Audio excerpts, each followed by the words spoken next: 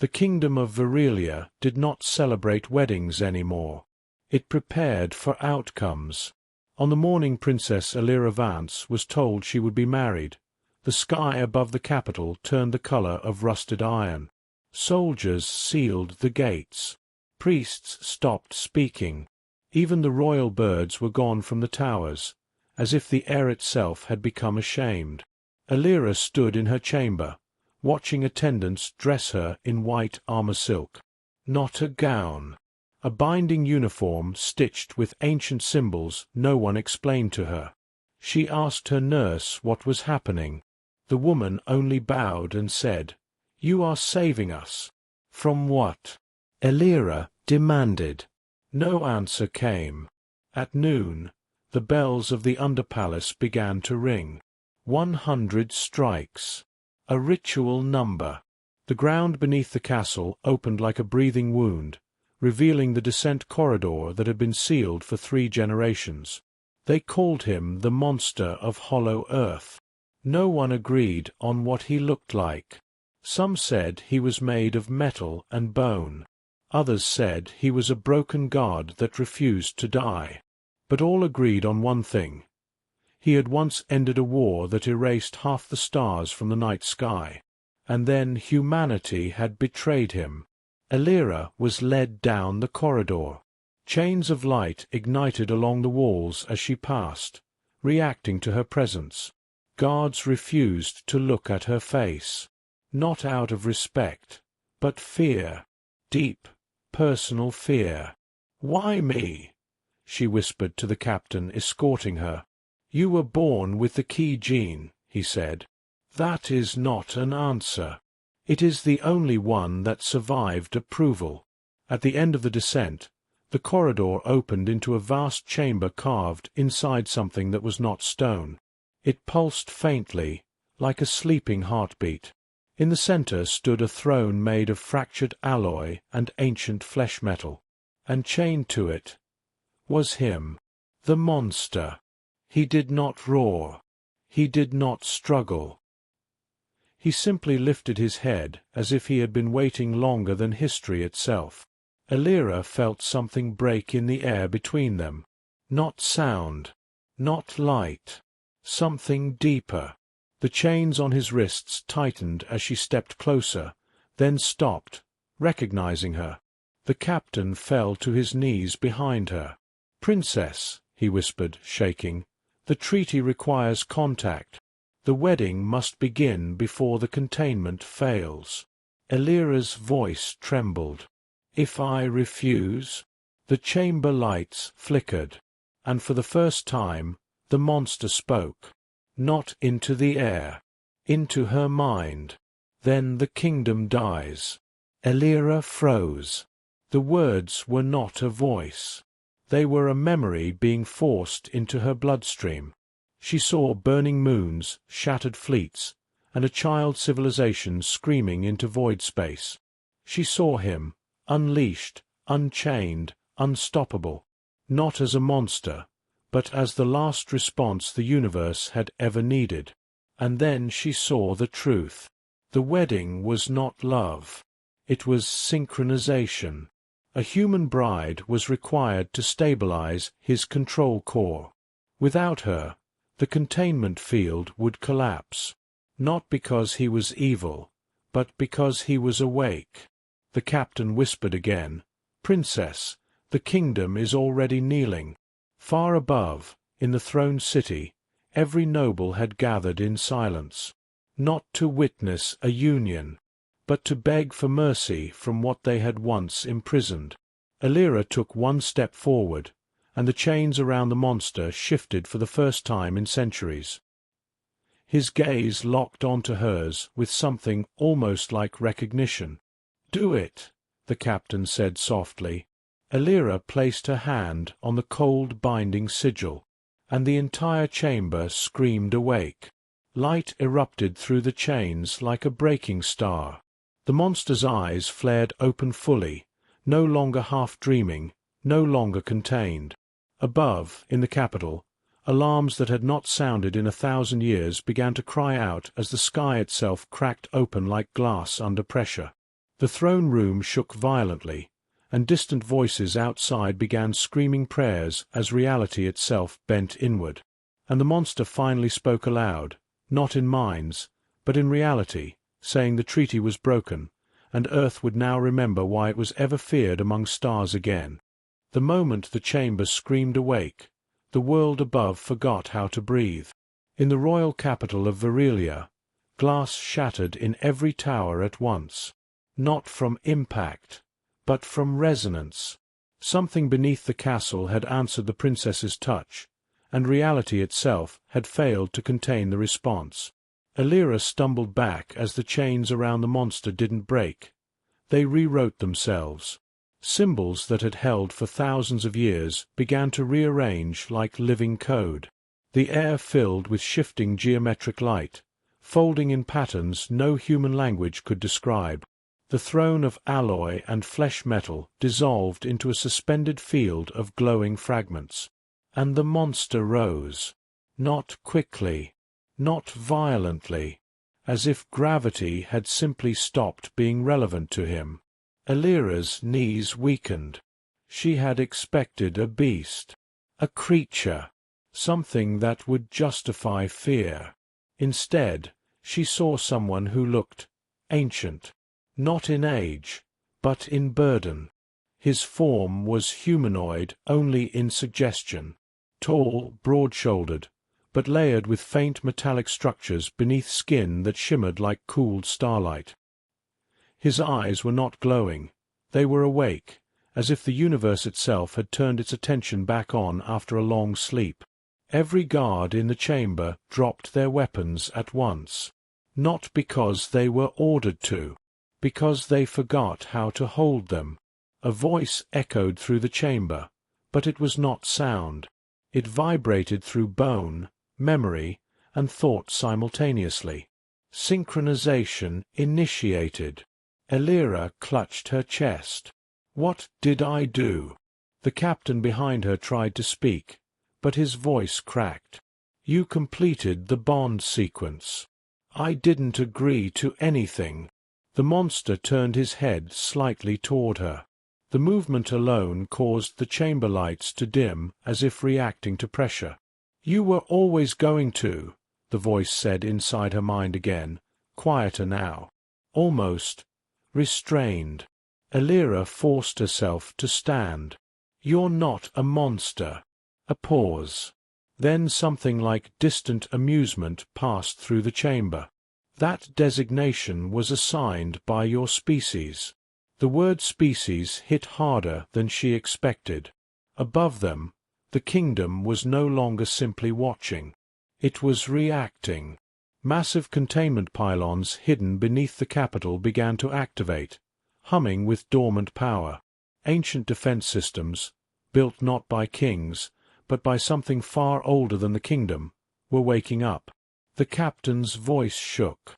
Princess, the treaty collapse threshold is approaching. Elira looked up. Treaty. The air around the monster shifted. Images flickered into existence, floating fragments of memory. Starfields burning. Armadas collapsing in silence. A planet cracking under its own orbit, and him standing in the center of it all, not as a conqueror, but as a barrier, a final wall between existence and annihilation. Elira staggered back. That's not possible. The monster stepped forward. For the first time, chains were gone. Not broken. Not removed. Simply no longer relevant. You were told I was sealed for your safety, he said. His voice now had weight. Real sound. Real presence. But it was never for your safety. Elira swallowed. Then why? The chamber went silent. Even the systems above seemed to hesitate. And then he answered. Because I refused to let your species die for a war it could not understand. A pulse echoed through the ground. Far above, in the throne city, every royal descendant felt the same sensation at once, a pressure behind the eyes, like something massive turning its gaze upward. The monster lifted his hand slightly, and the sky responded. Clouds over the capital split open in a perfect line. Elira's breath caught. "What are you doing?" He looked at her, and for the first time she realized something terrifying. He was not reacting to the world. The world was reacting to him. "I am ending containment," he said. The lights of the ancient systems flared. "And beginning recall." The kingdom did not beg for mercy yet. It had not understood there would be no time left to ask. The sky above Virilia tore open like fabric pulled apart by invisible hands. From the throne city, citizens screamed as a thin, perfect line of darkness split the clouds from horizon to horizon. No thunder followed. No wind. Only silence, deep and absolute, as if the world itself had stopped to listen. Inside the under-palace chamber, Elira felt the change before she saw it. Gravity shifted, not violently, but incorrectly, like reality had been tilted a few degrees off balance. The monster stood perfectly still at the center of the chamber, his hand still raised. Around him, the ancient containment systems were fully awake now, flooding the room with shifting bands of blue-white energy. Symbols carved into the architecture lit up one by one, responding to his presence like frightened animals recognizing their master. Elira stepped forward despite every instinct screaming at her to run. "You're breaking the world," she said. "I am restoring it," the monster replied. His voice no longer echoed inside her mind alone. It existed in the air now, layered with something deeper, authority, as if even sound obeyed him reluctantly. The captain collapsed to his knees behind her. "Princess, it's worse than collapse. The containment lattice is reversing." Elira turned sharply. Reversing into what? The captain didn't answer. He couldn't. Blood drained from his face as he stared at the glowing structures around them. The monster answered instead. "Into command architecture." Elira froze. "Command?" A flicker of memory unfolded in the air between them. Not just images this time, but structure, systems, networks spanning across space itself. A map of something vast and non-human, and at the center of it all, a single directive signature matching the monster's presence. He had not been imprisoned in a cell. He had been disconnected from a command network, a weapon system the size of a civilization. Elira whispered, "What are you?" The monster finally lowered his hand.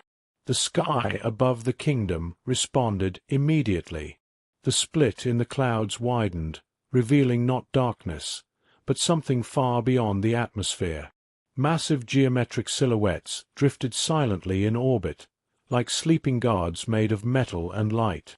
"The last deterrent," he said. The chamber trembled as the systems above synchronized with him. "And the first mistake your ancestors made after surviving extinction." Elira shook her head slowly. "No. We built this kingdom. We studied the ruins. We—" "You inherited a locked door and called it wisdom," he interrupted. For the first time, there was something sharp in his tone. Not anger, disappointment, the kind that had been waiting for millennia. The chamber floor lit up beneath Elira's feet. Lines of light traced her silhouette, scanning her in full. She felt something pass through her, not physically, but internally, as if her existence was being read like a key. The systems confirmed her. The monster looked at her. "You are compatible." Elira stepped back. "Stop saying that. You were engineered for this moment." The words hit harder than any threat. Behind her, the captain whispered in horror, "Princess, royal lineage records were altered after the First War. I thought it was myth." Elira's voice shook. What myth? The chamber answered for him. A new projection rose from the floor, an ancient recording buried beneath layers of sealed time. A civilization on the brink of extinction. A decision made in panic. A gene line designed to interface with something they no longer understood. A royal bloodline created not to rule a kingdom, but to operate a weapon. Elira stumbled backward. That's not me. The monster stepped closer. It is not you alone, he said. His gaze softened slightly. It is all of you. Above them, the sky continued to split. The orbiting structures were no longer dormant. They were aligning. And for the first time since the chamber awakened, Elira heard something new. Not in her mind. Not in the monster's voice. But everywhere. A signal. Long overdue. The monster spoke one final line as the systems reached full synchronization. The kingdom did not imprison a monster. It paused. It imprisoned its only defense. The signal reached completion, and the world prepared to remember what it had survived once before, and barely understood even then. The signal did not echo. It commanded. Across the sky of Virilia, the split in the clouds widened into a precise geometric aperture. What had once looked like a tear in reality now resembled an engineered gateway, measured, intentional, and impossibly old. Elira could feel it in her bones. Everything was aligning, not metaphorically, physically. The chamber beneath the castle transformed as the monster fully awakened the buried system. Walls that had looked like carved stone began to peel away layers of illusion, revealing something far more complex underneath, interlocking structures of black alloy and luminous veins stretching deeper than any natural mountain. The underpalace was not a prison. It was a control node, and Elira was standing in its activation center. She took a shaky step backward. Stop this. Whatever you're doing, stop it. The monster turned toward her slowly. I cannot. The simplicity of the answer made it worse. Elira's voice cracked. You said I'm part of this. Then tell me how to shut it down. A pause. Then, for the first time, hesitation. Not from confusion. From consequence. The system is not designed for shutdown, he said. The chamber lights intensified, reacting to his presence as if listening. It is designed for re-engagement. Above them, the capital city began to tremble. Massive stone spires that had stood for centuries split open, revealing dormant structures beneath, spines of technology buried under generations of royal rule. The king's palace erupted in panic, and for the first time in recorded history, the royal court stopped issuing orders, because all orders were being overridden. Elira looked up, her breath shallow. Re-engagement with what? The monster raised his hand slightly again.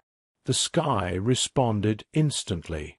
The aperture widened further, revealing a vast, silent expanse beyond atmosphere, filled not with stars, but with structured formations, fleets of dormant constructs, arranged in perfect orbiting symmetry like a sleeping army waiting for a forgotten war. They are not enemies, he said. Elira whispered. Then what are they? His gaze hardened slightly. Consequences. The word landed like a verdict. The captain behind Elira suddenly screamed. Not in pain, but realization. He pointed upward. Princess, those structures, they're responding to him. Not Earth. Him. Elira turned slowly. For the first time, she saw it clearly. The monster was not inside the system. He was the system's missing authority key. Every structure in the sky, every buried machine beneath the kingdom, every glowing line in the chamber, They all reacted to him as if he were the original command voice returning after an absence measured in ages. Elira's hands shook.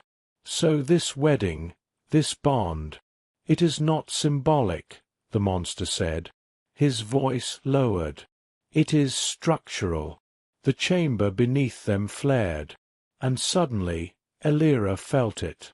A connection forming, not emotional, not romantic, not even human in nature. It was informational, like something vast recognizing a compatible interface. She gasped as her vision briefly fractured. She saw the chamber from above, the kingdom above that, and beyond it, layers upon layers of systems she could not comprehend. And at the center of it all, herself and the monster, acting like two halves of a locked circuit slowly completing. She pulled her hand away violently. The vision snapped. The monster stepped closer, not aggressive, but inevitable. "You are resisting synchronization." Elira shook her head rapidly. "I am not a tool." "No," he agreed. That surprised her. His voice softened again. "You are the last living authorization line of your species." Silence fell. Even the sky above seemed to pause. Elira whispered, "Authorization for what?" The monster looked upward, and for the first time since the beginning, something like regret passed through his expression. Continuation. A deep vibration rolled through the earth. The buried structures beneath the kingdom began to rise. Slowly, deliberately, like something awakening not from sleep, but from obedience. And in that moment, Elira finally understood the truth she had been circling since the beginning. The wedding was not a union. It was a trigger, and once completed, there would be no kingdom left to beg. The ground of Verelia rose like it had forgotten it was supposed to stay still. Entire sections of the capital lifted a few meters into the air as buried structures awakened beneath it, vast mechanical foundations stretching farther than any map of the kingdom had ever admitted existed. Streets cracked open. Old royal monuments tilted sideways, revealing layers of alien alloy hidden under centuries of stonework. The kingdom was not collapsing. It was revealing itself. Inside the underpalace control chamber, Elira stood frozen as the final stage of synchronization approached. The air around her shimmered with structured light, forming a lattice that gently traced her outline again and again, waiting for confirmation. The monster stood opposite her, completely still now, not because he was idle, because everything had reached decision point. Above them, the sky was no longer torn. It was open. A massive orbital presence filled the horizon, silent and perfectly aligned, like a fleet waiting for one final command that had been delayed for millennia. The captain behind Elira crawled backward, shaking. "Princess, please, don't let it finish." Elira barely heard him. Her eyes were locked on the monster. "Tell me the truth," she said quietly. "If I complete this, what happens to my kingdom?" The monster did not answer immediately. That silence told her everything she needed. When he finally spoke, his voice was lower than before. "Your kingdom becomes irrelevant." Elira flinched. "That's not an answer. It is the most accurate one remaining." The chamber trembled as the system reached final readiness. Lines of light converged toward Elira's chest, waiting for contact authorization. She looked down at her hand. It was shaking, but not from fear anymore, from realization. "You were never a monster," she whispered. A pause. Then, "No." Something almost human passed through his expression again. "I was made to ensure your species survived what came after its first mistake." Elira's breath caught. "And the wedding?" A faint flicker of regret. "A compatibility lock," he said. Above them, The orbital structures began to shift. Not attack formation. Activation alignment. The sky itself looked like it was preparing to respond to a voice it had not heard in too long. Alira took one step forward. The chamber reacted instantly. The lattice light wrapped around her more tightly, sensing consent threshold approaching. She looked at the monster again. "And if I refuse?" Silence. Then, softly, "Then everything remains asleep." The word asleep hit differently now. Not peaceful. Not safe. Dormant. Waiting. Alira closed her eyes. For a moment she saw her kingdom, not as a proud civilization, but as a thin layer of ignorance sitting on top of something vast and buried. Generations of kings who thought they ruled, while standing on a locked system they never understood. She opened her eyes again. "Why me?" she asked one last time. The monster stepped forward. "Because you are the first who asked instead of obeying." The chamber stilled. Even the system paused, as if listening. Alira slowly lifted her hand toward the glowing lattice. The captain shouted behind her, "Princess Eno!" But it was already too late. Her hand made contact. The system accepted. A pulse of blinding light erupted outward from the chamber, racing through every buried structure beneath the kingdom. The capital froze mid-collapse, suspended between destruction and transformation. Above, the orbital fleet responded at once. The sky lit up like a second sun had opened behind reality itself, and the monster finally exhaled, like something ancient inside him had been holding that breath for centuries. Alira collapsed to one knee, overwhelmed by the flood of connection now pouring through her consciousness. She could feel everything: the kingdom, the systems, the sleeping machinery, and the monster himself, now partially linked through her. Not control. Interface. The monster spoke one last time, softer than ever. The kingdom did not beg for mercy. A pause. It simply did not understand what it was standing on. The sky stabilized. The ground stopped breaking. And deep beneath Virilia, something vast finally fully woke up, not to destroy the kingdom, but to decide what it would become next.